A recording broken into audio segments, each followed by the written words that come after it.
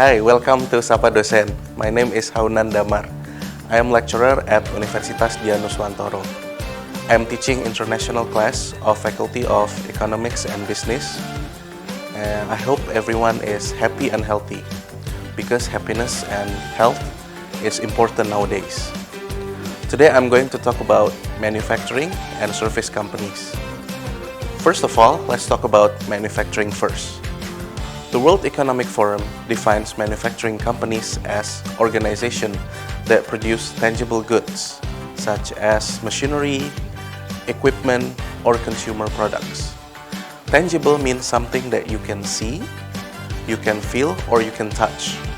So your computers, your phones, clothes, or watches are products of manufacturing. So how does this type of company profit? Well, the type of company profit by producing goods at a low price and then selling them again at a higher price. No wonder the objective of many companies in this category is to be able to produce more goods at a faster time and lower cost.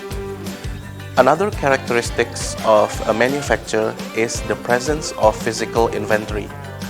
Many companies have warehouses that can store raw materials, work in process, or the finished goods. For example, if I want to manufacture a watch, I will have to have raw materials like maybe some metals. Did you know that manufacturing in the past was mostly done by hand in small workshops? Demand can only be fulfilled by local business owners.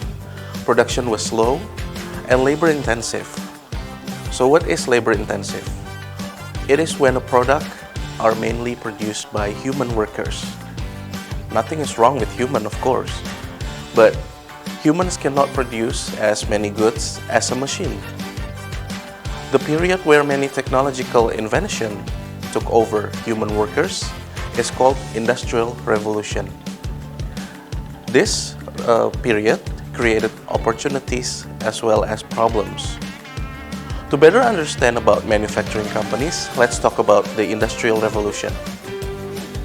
Unfortunately, many workers were the victim of Industrial Revolution due to the radical change in terms of business operations. If machines replace humans, there will be less people employed by a company. However, the cost of the products become lower, and it is easier to produce at a large scale. The Industrial Revolution began in the 18th century with the existence of steam-powered machineries. During the first phase, companies focused on producing basic products like textiles.